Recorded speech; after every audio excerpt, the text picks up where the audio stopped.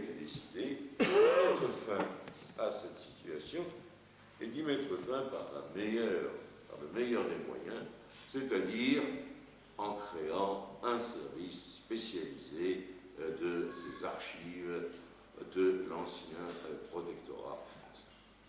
Donc ces archives allant d'un peu avant 1912, car la résidence avait demandé la communication de pièces pour éclairer sa politique, donc des pièces un peu antérieures, allant parfois un peu après 56, parce que certaines pièces ont eu l'habitude de continuer à venir là, en gros allant des années 1910 aux années 60, un demi-siècle d'archives sont désormais sauvegardées. Donc elles sont non seulement sauvegardées, mais elles vont être exploitables de façon rationnelle. Donc sauvegarder, ça veut dire, évidemment, ça voulait dire, et ça c'est la première mesure évidemment désagréable, la fermeture, ou l'essai de fermeture, c'est difficile d'aller contre les vieilles habitudes, l'essai de fermeture totale du dépôt. Parce que certains d'entre vous ont peut-être essayé d'y aller, ou sont allés, et vous savez qu'il n'y avait pas de salle de lecture, on travaillait quasiment dans le dépôt. Donc on a créé, et ça c'est assez remarquable, toute l'infrastructure nécessaire, c'est-à-dire une salle de lecture, 4 salles spéciales pour les traitements des archives et la mise en ordre de 2 niveaux de dépôt qui représentent actuellement à peu près 2 km d'archives. 2 km sur 2 km et demi initiaux, ou 2 km, un peu plus, il y a à peu près 500-600 mètres qui ont dû disparaître. Donc, dans ce bâtiment se trouve donc installée la gestion et la mise en ordre. La confiance des autorités marocaines a fait que j'ai été chargé de superviser cette opération. Donc, ce qui est pour moi à la fois évidemment un honneur, un plaisir, une joie intellectuelle, mais aussi une charge, puisque maintenant, régulièrement, toutes les 5 ou 6 semaines, je dois venir sur place, faire la mise en ordre de cet ensemble. Ont été fournis un certain nombre d'ordinateurs, donc l'ensemble va être saisi sur ordinateur. Un thésaurus est en cours de réalisation, c'est-à-dire que ces archives, non seulement sont sauvées, mais je dois dire depuis, et vous en avez quasiment la primeur, depuis hier ou avant-hier, sont plus que sauvées, elles sont entièrement mises à l'abri. L'opération ira jusqu'à son terme. Nous avons donc là une masse de 2 km d'archives, dont mon propos est évidemment de faire en sorte qu'elles soient reclassées. Je vous passe évidemment les détails techniques d'archivistique, de classement, mais rationnels, de façon à ce que aussi ces archives puissent être, dans leur classement, en partie connectées avec les fonds qui ont été ramenés en France, de façon à ce qu'on puisse reconstituer des séries, voire faire revenir des pièces depuis la France pour compléter les séries qui sont restées au Maroc. Et ces séries, ce sont essentiellement donc les archives de gestion.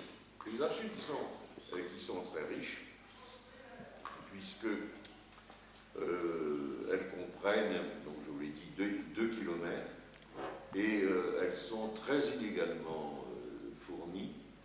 Certains fonds qui étaient importants, comme le fonds iconographique, le fonds de photographie, de plans d'images, ont entièrement disparu. Ça s'est volatilisé. Certains fonds intéressants d'ordre politique ont été également subtilisés. Il reste quand même de très belles séries, je vous l'indique, je sur la nature de ce que l'on peut trouver, puisque j'y travaille depuis 6 mois très profondément, très fortement, puisqu'il faut réinventer tout un système de classement, ce que j'ai fait, et faire en sorte que ce système de classement puisse avoir une certaine logique avec les pièces qui ont été renvoyées en France, n'est-ce pas, ou à Paris, ou à Nantes, ou à Paris, ou à Nantes. Donc il y a là un élément, vous voyez, nouveau, important. Je suis prêt à répondre aux questions des historiens et de les poser, et qui, je crois, est tout à fait important pour 2 raisons. La première, je vais faire en sorte que je termine, dans tous les sens du terme, je termine mon exposé, et j'ai terminé également cette mise en ordre. Nous allons faire en sorte de ne pas attendre que ces 2 kilomètres soient inventoriés, déblayés, reclassés, car à ce moment-là, il faudrait des années, et pendant des années, le dépôt resterait fermé. L'opération, je vais vous donner une idée, l'opération paraît simple, bon, on a quand même 4, 5 ordinateurs, c'est quand même assez lourd d'équipement, 5 personnes vont pouvoir travailler ensemble à la mise sur ordinateur. Mais nous avons besoin d'environ 6000 cartons, car ce sont des pièces. Or, 6000 cartons, cela représente très exactement 30 milliers de francs. Ça veut dire le coût d'une opération, rien de carton. Sans que parler des ordinateurs, du personnel, de l'aménagement des bureaux, rien que pour avoir les boîtes de fiches. Donc, c'est une opération qui est une opération lourde, faite en collaboration avec une convention signée à la fois par le ministre marocain et par le représentant de l'ambassade. Donc, nous sommes sur un terrain juridique très sûr. C'est inscrit au budget. Mais si nous allions jusqu'au terme de l'opération avant d'ouvrir, il faudra attendre plusieurs années. Donc, la décision a été prise d'ouvrir fonds par fonds. Je peux vous annoncer que dès cette année, donc la fermeture, vous voyez, ne va pas être trop longue, dès cette année, je pense au printemps. Le printemps, c'est bien parce que ça peut aller aussi bien d'avril jusqu'à juin. Alors, entre avril et juin, le premier fonds, j'ai divisé cela en une quinzaine de séries, la première série sera ouverte dans des conditions parfaites aux chercheurs, avec tout mis sur ordinateur, avec tous les moyens de reproduction nécessaires et avec une consultation rationnelle. C'est donc là, je crois, une nouvelle importante dont vous avez la primeur. Une nouvelle importante pour la recherche marocaine, car cela va avoir un effet d'entraînement et nous pourrons enfin accueillir sur place et ouvrir ce fonds qui pourra d'autant plus être ouvert qu'entre-temps, la législation, je pense la législation marocaine, je reviendrai si vous voulez, je serai intarissable sur le propos, j'ai déjà parlé trop longtemps, mais vous voyez combien il y a là une opération qui présente un intérêt auquel vous êtes tous sensibles. Vous comprenez combien moi, je suis particulièrement sensible, étant me considérant comme marocain, j'en ai né à Rabat et travaillé sur le Maroc, au terme de ma vie, de chercheur, je puisse ainsi offrir aux jeunes générations un instrument national et personnel de connaissance de leur passé, et pour moi, évidemment, un plaisir immense.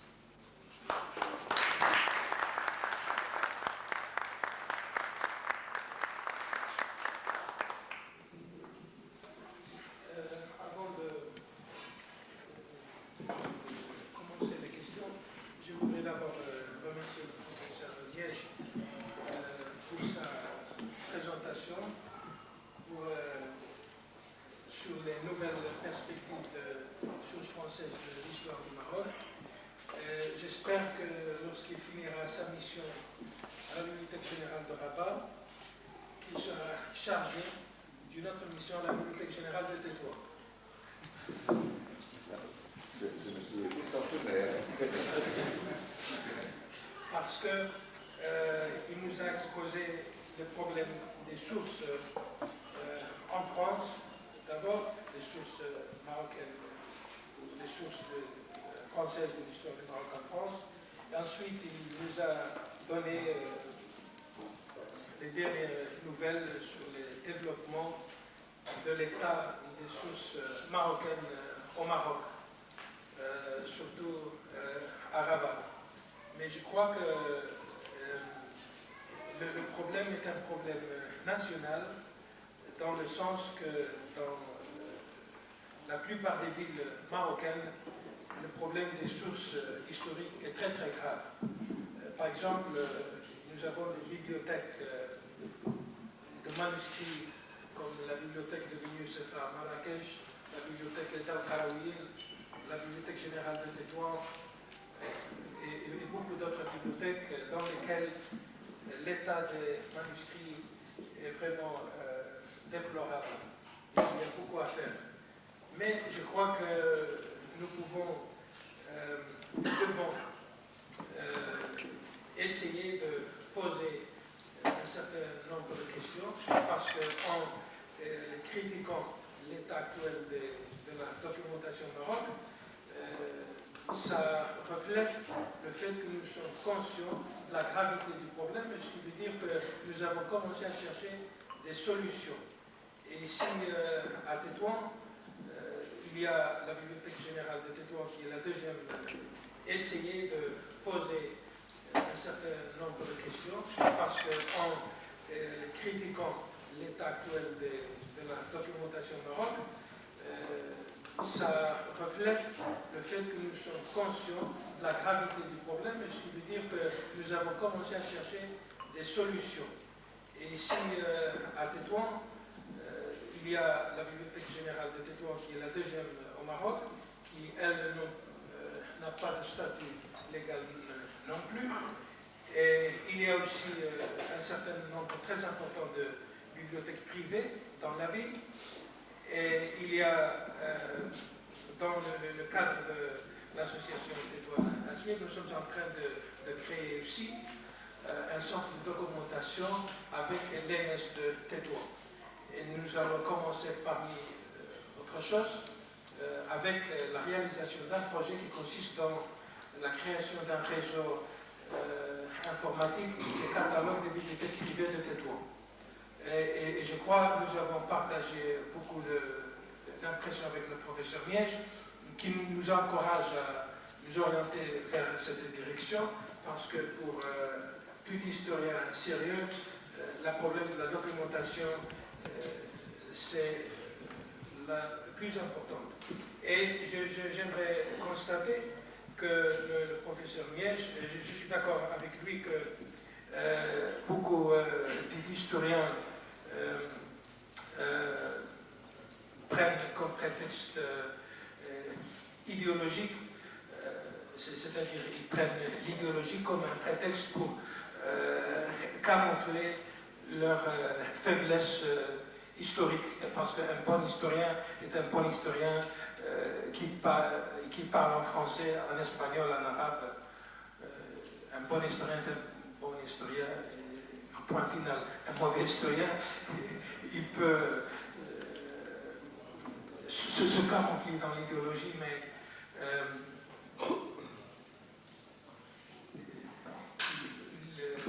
il finit par se faire découvrir.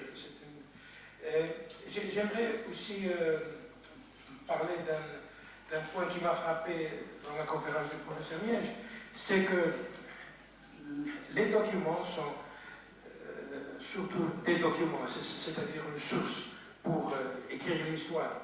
Mais cette documentation peut se transformer dans un thème historique. Et c'est ce qui s'est passé dans cette conférence. Les documents sont devenus un thème et au même temps des documents. C'est-à-dire qu'il nous a parlé de plusieurs problèmes historiques, de l'histoire coloniale, de l'histoire maritime, etc., mais à travers d'un thème central qui est la documentation. je ne veux pas parler plus longtemps parce que je crois que je voudrais laisser le professeur Miège répondre aux questions. Je crois qu'il pourra peut-être diriger la session des questions. Je suis sûr qu'il y aura des questions.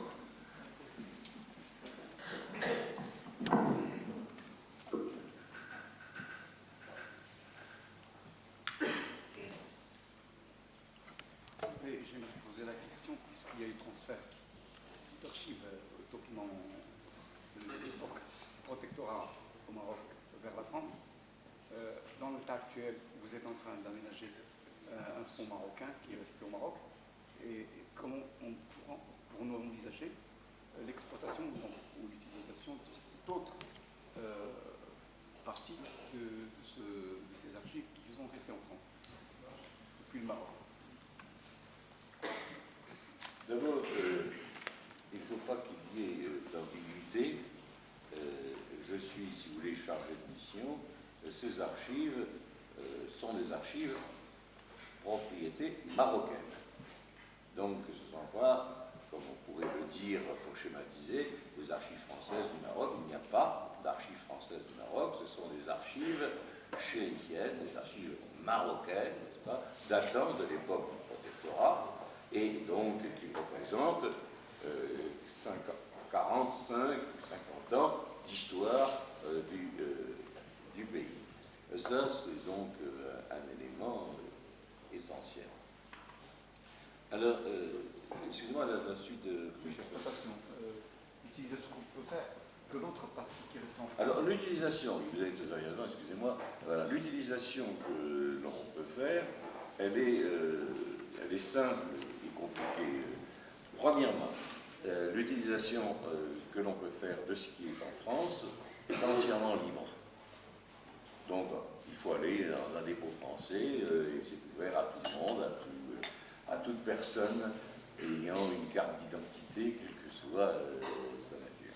Mais, et ici évidemment, comme toujours, il y a, et c'est un peu l'ennui, il y a des dossiers dits réservés, parce que la législation française classe, vous le savez, les dossiers normaux 30 ans, réservés 50 ans, confidentiels 70 ou 100 ans.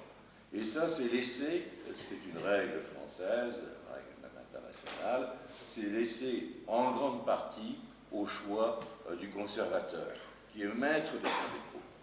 C'est ainsi que le conservateur de Nantes, où se trouvent les archives marocaines, a été vidé par son laxisme, parce qu'il pensait qu'il pouvait laisser voir des documents.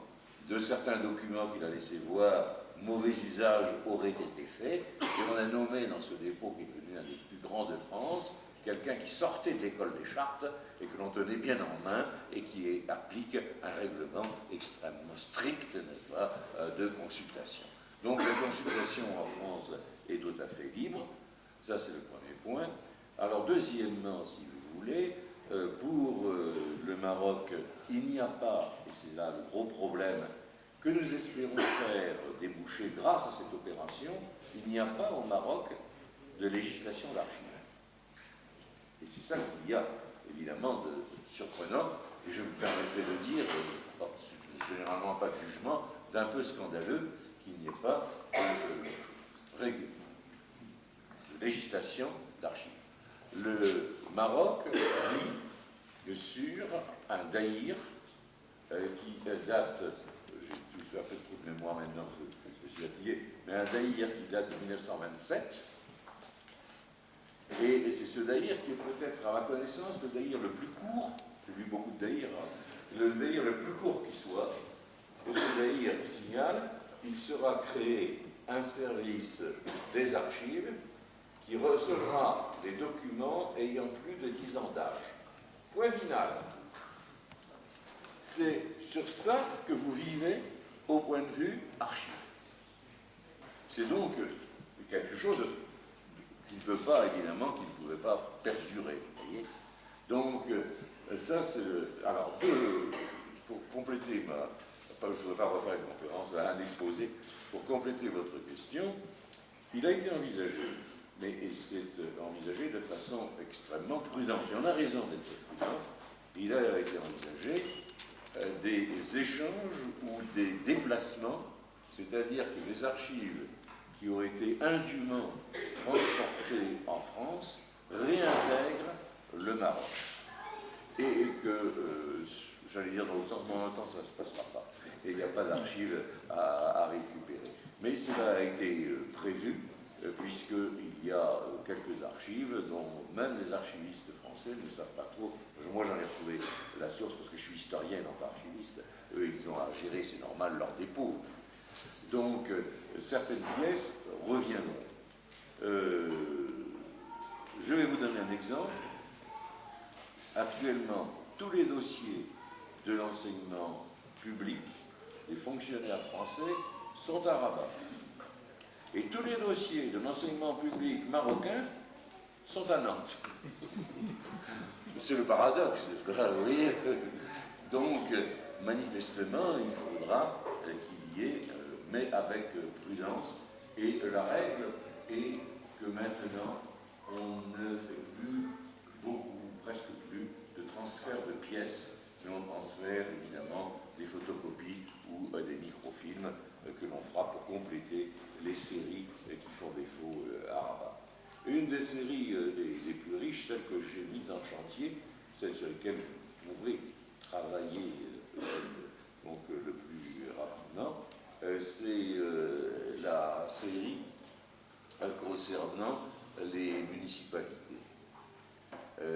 Parce que les municipalités ont été créées très tôt, dès 1912 en réalité, pas 1913 en général, qu'elles ont été créées successivement assez vite. Il y a eu 18 municipalités de créées, et que ces municipalités, les archives sont assez bien conservées, et que ça permet à la fois des études d'une époque. On peut étudier par exemple la disette de 1932 dans toutes les 18 municipalités, qui vont d'Agadir jusqu'à Oujda, dans tout le Maroc, où on peut étudier des thèmes. C'est-à-dire on peut étudier le thème de l'hygiène, le thème de la propriété, etc., dans l'ensemble du pays. Donc j'ai choisi cette série parce qu'elle m'a paru une des plus riches et qu'elle représente dans 18 livres. Elle intéressera les chercheurs de tout le Maroc, depuis Oujda jusqu'à Essaouira. Et là, bon, c'est assez. Nous avons déjà, on a commencé un peu le travail, c'est un travail compliqué par des sondages. Nous avons fait dans cette série une 120 ou 130 cartons qui montrent bien la richesse que cela représente.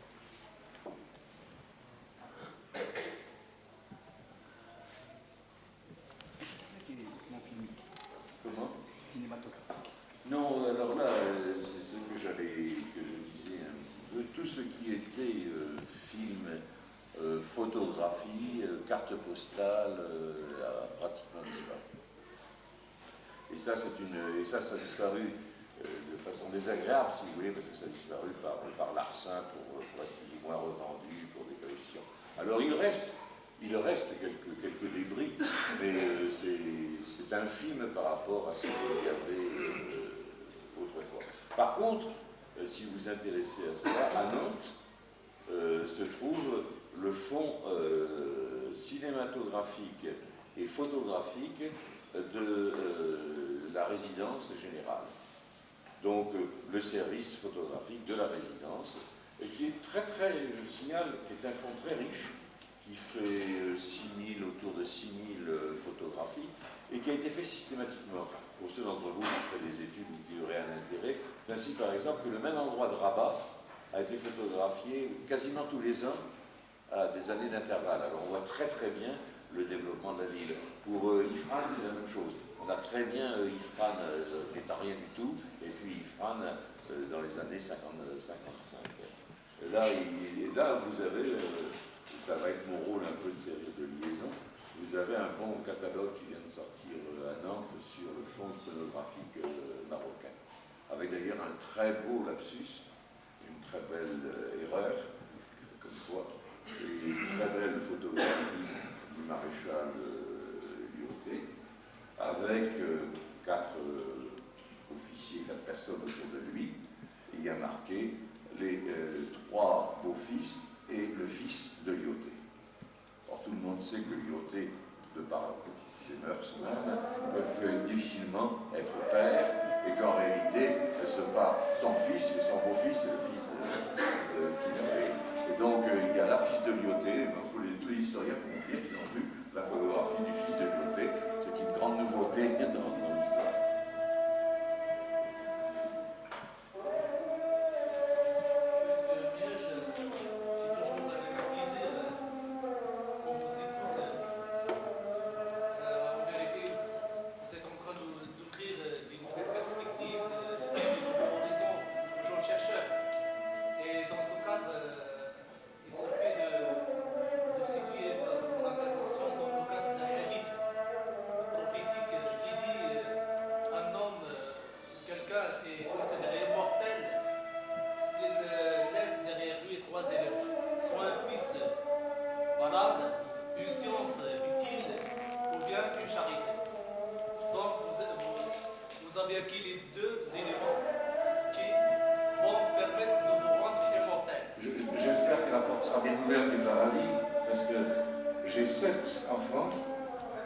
J'ai planté 200 ou 300 arbres et j'ai fait 25 livres.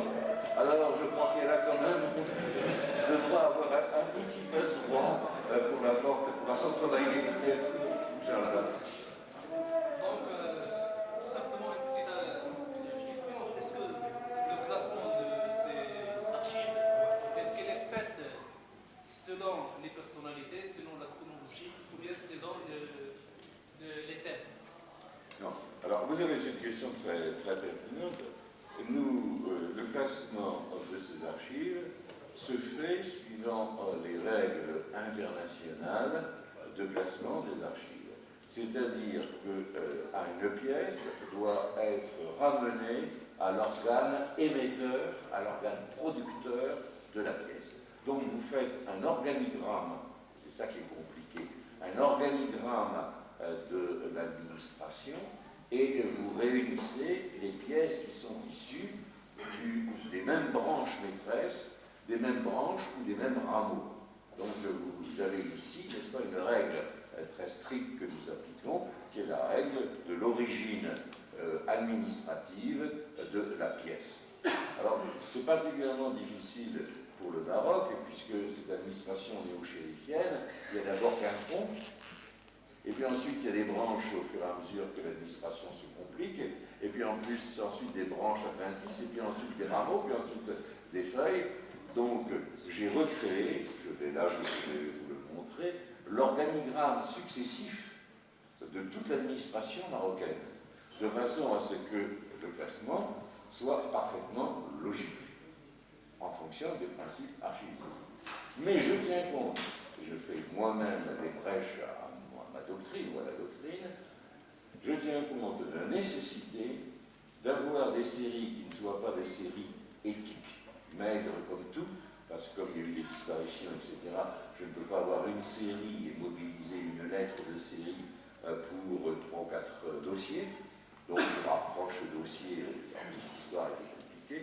Et enfin, je fais en sorte autant que possible, de tenir un petit peu compte des fonds transférés, c'est le dépôt le plus important, à Nantes, de façon à pouvoir mettre des passerelles pour les chercheurs qui auront à étudier les 2 séries de fonds.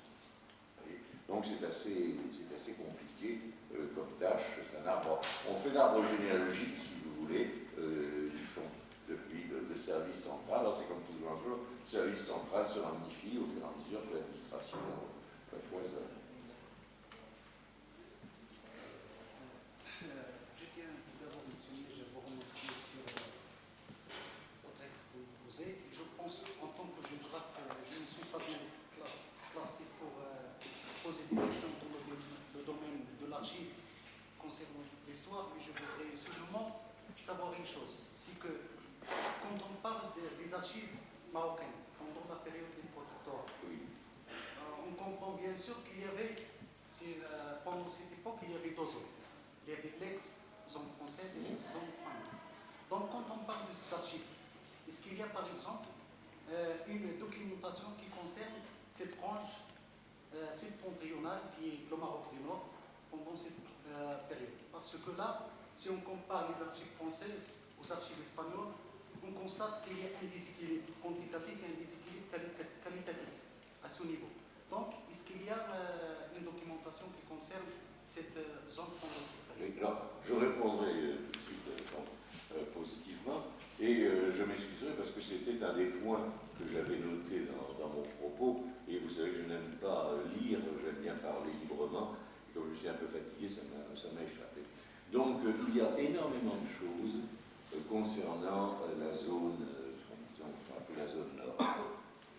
Il y a beaucoup de choses pour de multiples raisons, puisque l'histoire est imbriquée et que donc cette zone était particulièrement surveillée. Donc, il y avait 2 ou 3 séries d'informations régulières venant des postes fixes consulaires français, où il y avait toujours un spécialiste du renseignement. Donc, vous en aviez un à Tétouan, vous en aviez un dans chaque préside, et vous aviez également celui de Tanger, plus les postes frontières. Donc là, il y a une information qui est une information régulière, et qui est une information extrêmement riche. C'est ainsi que j'étais hier matin en train, parce qu'il faut que je vois les dossiers pour savoir, en train de dépouiller une série qui est justement la série que je faisais un peu pour vous en parler, et qui est justement la série concernant les renseignements politiques.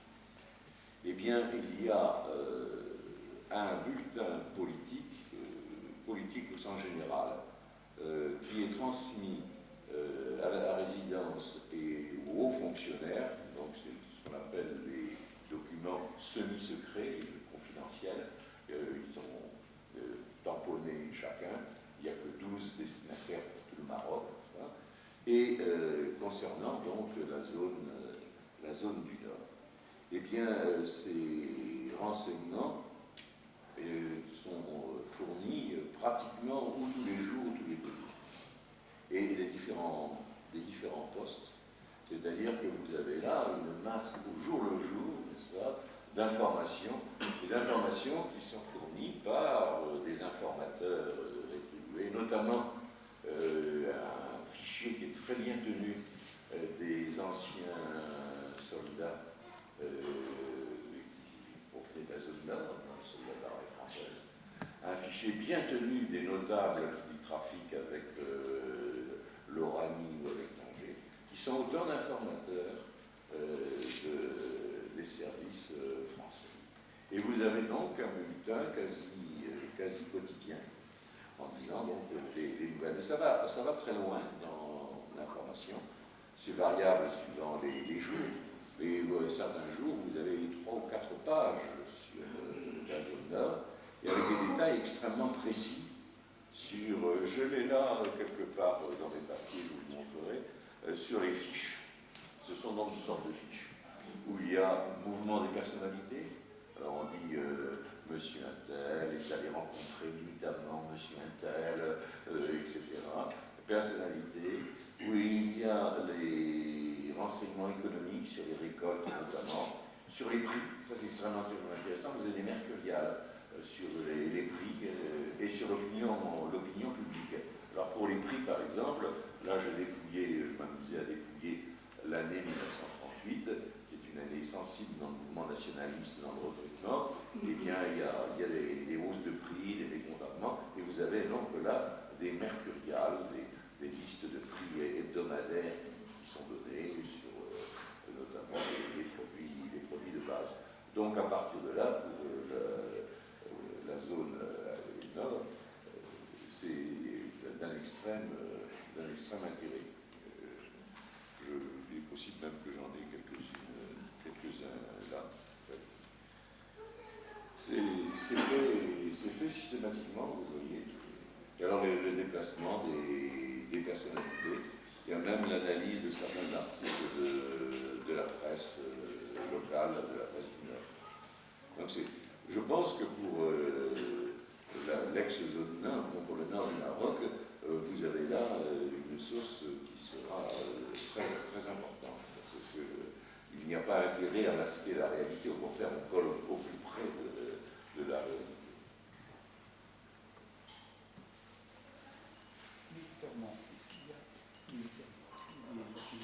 Militairement, les archives ne sont pas restées ici, à ma connaissance. Et je dois dire que dans ce fouillis de 2 kilomètres, bon, je travaille depuis 1 an avant que l'accord ait été conclu. Je ne peux pas vous dire, mais il semble que militairement, il n'y ait rien dit. Ça, c'est à Vincennes, certainement. Par contre, vous avez beaucoup de dossiers, évidemment, qui sont fort intéressants sur l'opinion, parce que les dossiers de presse sont extrêmement nombreux. Il y a des dossiers sur chaque journal, sur des extraits des journaux, c'est extrêmement intéressant. Et sur, évidemment, les personnalités. Là, c'est ça qui est délicat, parce qu'il est bien évident que je désire que ce dépôt, comme tout le monde, soit ouvert et le plus libéralement possible. Comme toujours, il y a la mise en cause de personnalités qui sont encore vivantes, dont les enfants sont encore vivants, et que là, il faut qu'il y ait une dose de réserve pour ces dossiers personnels. Et il y a beaucoup de dossiers personnels qui sont inclus dans ces dossiers techniques.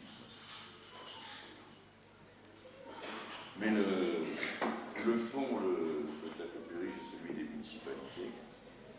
Un des fonds qui malheureusement a beaucoup souffert de disparition, c'est celui des régions. Donc des régions, il reste vraiment bien que 3 ou 4 régions marocaines. Les dossiers proprement techniques, qui seraient intéressants, eux sont presque intacts. Je parle des dossiers concernant les eaux et forêts, concernant les mines, etc. Ça, tous ces dossiers-là sont en très bon état et en série continue. Politique, plus Dans les dossiers politiques, si vous voulez, évidemment, eux, il manque vraiment les trouve au niveau des dossiers régionaux, parce qu'il y a des jugements sur, évidemment, les personnalités dont certaines étaient surveillées, donc sur leur déplacement, leur rencontre, qui me semble plus anecdotique d'ailleurs que d'un intérêt réel. Mais il y a des renseignements de caractère politique. Mais c'est surtout des documents de gestion économique et administrative. Étant très méfiant concernant Comment, pardon? Étant très méfiant concernant les documents qui proviennent des sources consulaires français, je voudrais quand même vous poser la question, est-ce qu'il y a des auteurs de ces documents qui sont beaucoup plus illustres, qui ne sont pas forcément des informateurs, des orientalistes par exemple, des sociologues? Oui, mais si vous voulez, je comprends assez mal votre question. Il y a des consuls qui sont d'une notoriété ou des administrateurs, je pense à Jacques Berck, qui a été un des plus célèbres. Alors, vous avez 2 types de dossiers. Vous avez des dossiers d'ordre technique qui sont restés. Les dossiers d'ordre politique, eux, sont généralement à Nantes. Je dis généralement, été rapatriés. Il y a un fonds qui est extrêmement riche, moins parce qu'il a été pillé aussi, moins peut-être en quantité que dans sa qualité. Il y a 2 fonds qui sont privés, en quelque sorte, d'un intérêt particulier,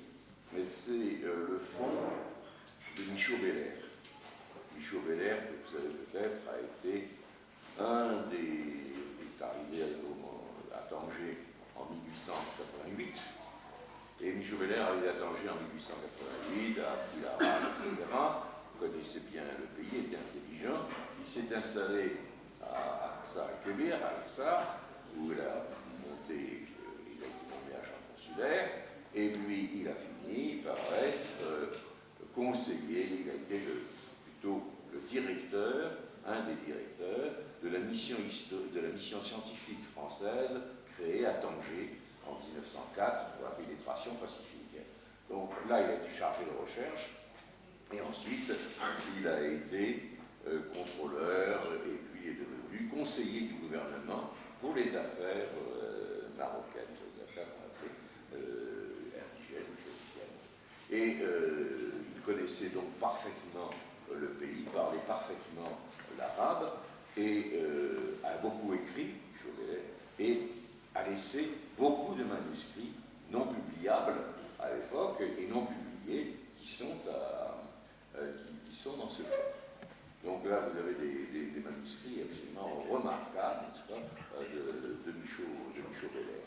Alors je pense qu'on devrait retrouver dans certains fonds, peut-être dans le fonds agriculture par exemple, on devrait retrouver des papiers de Jacques Berck, n'est-ce pas, du temps qu'il s'occupait du paysanat. Mais il est bien évident que la plupart des pièces, alors j'avais commencé, il y a un deuxième fonds privé, d'origine privée intéressant, c'est le fonds d'un conseiller du gouvernement qui était Weisgerber. Et certains d'entre vous connaissent peut-être Weisgerber, qui a publié un livre célèbre qui s'appelle Au temps d'Esmeralda, qui raconte donc ses aventures. Weisgerber est arrivé au Maroc en 1898 et il a été le correspondant du journal Le Temps pendant une décennie, donc il suivait pour Le Temps toutes les méhallas, tous les camps, etc. Et ensuite, il est devenu contrôleur dans les services du contrôle civil, et puis il est devenu conseiller du gouvernement pour les affaires chérifiennes, les affaires marocaines. Et Weisgerber a laissé tous ces papiers à la bibliothèque générale, donc font partie de ce fonds, avec des notes qui avaient servi, des correspondances, des coupes de presse. Il y a là un fonds très riche. Weisgerber est mort, je ne saurais vous dire quand, mais au lendemain de la guerre, il est mourir dans les années 50 ou un peu après. Parce que quand j'étais jeune chercheur, que je commençais ma thèse juste après la guerre, je suis allé interviewer Weisgerber, qui m'avait passé d'ailleurs des documents, etc. Donc il y a là quelques papiers privés d'un grand intérêt. Monsieur Jean-Louis, je suis bien heureux de vous revoir. Nous aussi. Merci. Alors, qu'est-ce qu'il en est des archives de l'Église? Est-ce qu'ils sont transportés en France, à Nantes, à Aix-en-Provence, à Paris, ou ils sont restés au Maroc?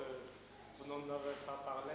Je ne peux pas vous en parler. La séparation de l'Église et de l'État étant une règle en France. Tout ce que je peux vous dire, c'est qu'il n'y a pas chez nous maintenant, dans ce dépôt, de papier intéressant l'Église. Alors l'Église, il y a simplement, s'il y a des papiers intéressants, il y a les papiers concernant la politique vis-à-vis de l'Église. Ça, c'est un petit peu différent, ce n'est pas les papiers des églises. Et en particulier, il y a deux séries de documents qui seraient très intéressants à exploiter. C'est en particulier la querelle, ou plutôt le problème, de la relève des franciscains espagnols par un clergé français, qui ne s'est fait que tardivement, parce que dans les accords internationaux et pour l'Église, le Maroc était réservé en terre de propagande de l'Espagne. Et tous les missionnaires et tous les clergés même séculiers, les prêtres, étaient espagnols, jusqu'en 1925. Et c'est à partir de 1925 seulement qu'on a commencé à introduire un clergé d'origine française. Et il y a donc là un problème extrêmement intéressant, parce qu'il y a toute une série de débats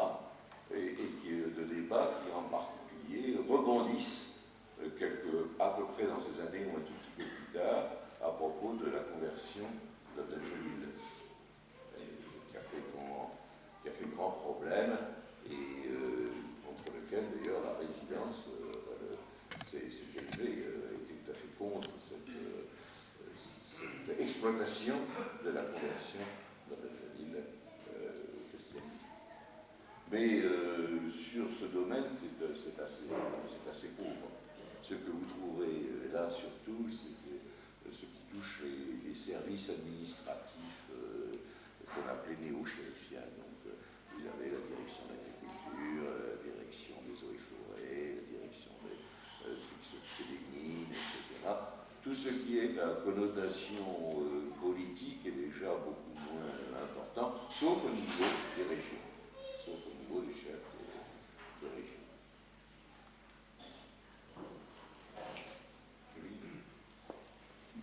Tout d'abord, je m'interviens au nom de M. Akhtar Al-Fidel, qui vous remercie beaucoup de votre exposé édifiant et qui vous pose une question, la suivante.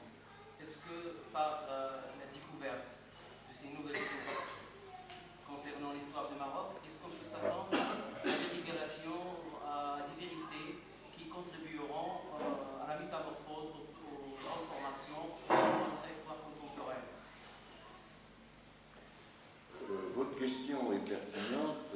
Je ne pense pas qu'il faille s'attendre à des découvertes spectaculaires. Il est bien évident que ce n'est pas impunément que 40 ans sont passés avant que ces archives ne s'ouvrent ou s'en trouvent, et que ces archives, certains y avaient une consultation. Elles ont donc été, il faut dire les choses comme elles sont, elles ont été en partie épurées. Bon, il est bien évident qu'il y avait des personnalités, on ne peut pas porter de jugement, on n'est pas dans le contexte de l'époque, mais disons qu'il y a des personnalités qui étaient compromises, disons, avec le protectorat des années 50, si vous voulez, et qui sont devenues ensuite des grandes figures résistantes, dont évidemment l'intérêt était que les traces anciennes disparaissent un petit peu. C'est humain, c'est normal, ça se passe partout. Donc je ne pense pas que l'on puisse s'attendre à des révélations bouleversantes immédiates. Mais je pense, et ça très profondément, sinon je ne le ferai pas, que nous allons avoir une toute autre image de l'action positive et négative de la politique profonde du protectorat, parce que jamais cette politique n'a été écrite à partir des sources primaires. Elle a toujours été écrite à partir de sources secondaires ou de sources partielles et partiales, tandis que là, nous allons avoir la possibilité de confronter les sources originelles qui n'ont pas été touchées avec des sources marocaines, avec des sources étrangères, c'est-à-dire de pouvoir enfin toucher de plus près la réalité. L'historien ne vise jamais à toucher la réalité, mais à s'en rapprocher. Et là, nous allons faire un grand pas, je crois, vers cette vérité, dans la mesure où nous allons avoir des documents de base. Des documents qui sont faits sur le terrain et sur le moment, c'est-à-dire sans vraiment d'arrière-pensée. Un petit gestionnaire qui a un problème à résoudre dans un petit bled, il le résout sans se poser de grands problèmes métaphysiques, si vous voulez. Là, on aura une réalité brute et non pas une réalité enjolivée ou transformée dans un sens ou dans un autre.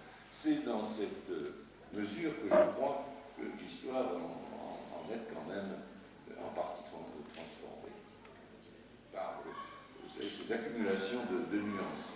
Car c'est forcé, surtout après des crises, etc., à un moment, il est forcé qu'on soit à un moment manichéen, c'est blanc ou c'est noir. On verra que c'était blanc, noir, gris, rose, qu'il y avait toutes les couleurs, suivant les périodes, suivant les hommes, suivant les lieux. Il y a eu des hommes de grande qualité dans l'administration du protectorat, de très très grande qualité. Il y a eu des hommes de très basse qualité aussi, n'est-ce pas? Alors là, enfin, on va pouvoir nuancer, crier, montrer que ce qui s'est passé ici ne s'est pas passé de la même façon tout à fait là. Et cette impression d'uniformité de l'histoire va disparaître. On va pouvoir enfin nuancer. Ça, je crois que c'est extrêmement important dans notre... Et puis surtout, j'espère que cela aura un effet d'entraînement, c'est-à-dire de déblocage des archives du Marzen, des archives marocaines, parce qu'il y a d'autres problèmes, et je pense que ce sera un élément d'entraînement pour une vision plus large. Merci pour votre exposé. Vous avez parlé des archives maritimes et coloniales et aussi armées. Mais pour ce qui concerne les relations entre le Maroc et les pays maghrébins, est-ce qu'on peut trouver des archives qui concernent ce domaine-là, le domaine des relations, et aussi les archives qui concernent les activités sociales entre les pays maghrébins? Surtout, vous avez parlé, ou vous avez dit qu'il y a des archives en Aix-en-Provence qui concernent l'histoire de l'Algérie et l'histoire du Maroc. Alors, là, je peux vous répondre que ces archives, ces éléments existent. Donc, mais il n'y a pas un fonds bien constitué concernant ces relations, qui se trouve plutôt dans le fonds d'Aix-en-Provence, où ont été ramenées les archives d'Algérie. Car c'est surtout à partir de l'Algérie que se faisaient ces enquêtes, ces informations donc sur les relations Est-Ouest. Mais au Maroc, le mouvement était quand même suivi, et il y a des dossiers qui indiquent la visite de telle personnalité algérienne qui suspecte. Alors là, elle est suivie, c'est assez intéressant de voir que ces services sont assez bien organisés. Elle est suivie à la piste. On dit, il est arrivé tel jour, il a été hébergé chez un tel, il est parti le lendemain, il a été hébergé chez un tel, il a rencontré, il y avait des informateurs partout, et là, évidemment, il y a des renseignements très, très précis sur ces déplacements ou sur des extraits de presse. Il y a, je pense que pour vous, ce n'est pas très intéressant, et pour d'autres chercheurs, il y a d'assez bonnes, assez régulières analyses de la presse de la zone nord, qui était très, très, très suivie, et des interprétations sur les personnalités de ce qu'on appelle la zone nord, où on insiste surtout, je pense qu'il s'agit sur leur possible rivalité, les possibles tensions de l'un à l'autre. On sent que, sans que j'en ai encore la preuve, on pourra peut-être un dossier, on sent qu'il y avait envie de jouer à l'intérieur de la zone nord en des rivalités entre personnes. Et donc, là, c'est assez net. Je tiens d'abord à vous souhaiter la bienvenue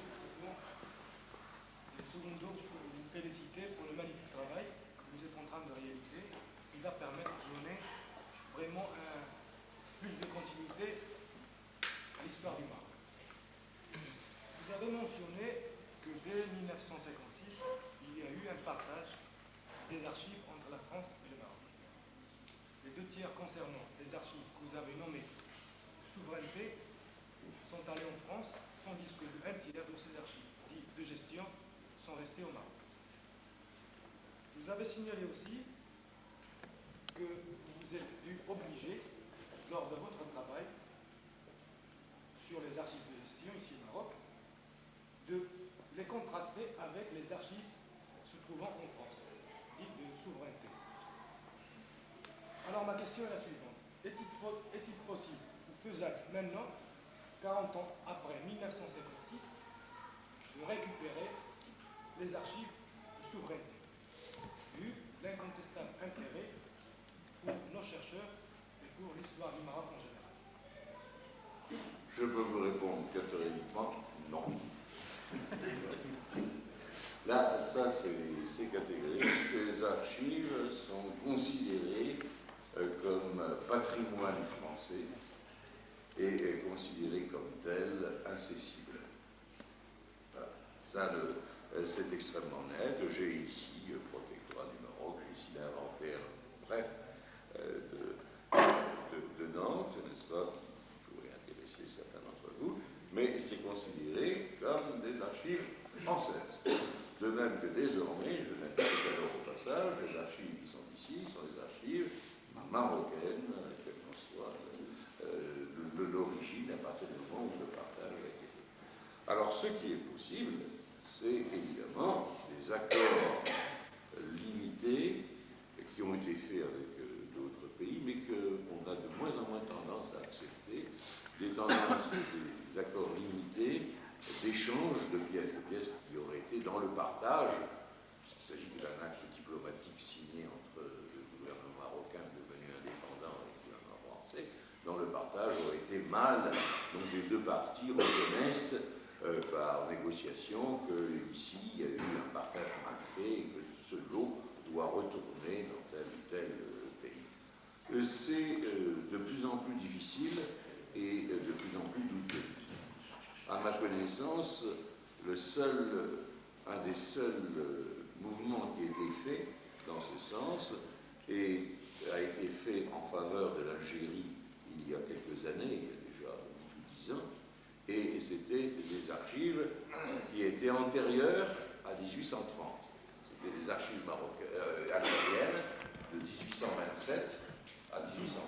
Donc le gouvernement algérien, très légitimement, en disant 1827, il n'y avait aucune raison que vos archives, que ces archives-là vous appartiennent, puisqu'il n'y avait pas de souveraineté française sur l'Algérie.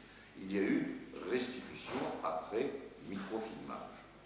Et c'est la solution vers laquelle on se tourne de plus en plus, c'est-à-dire non pas de restituer les origines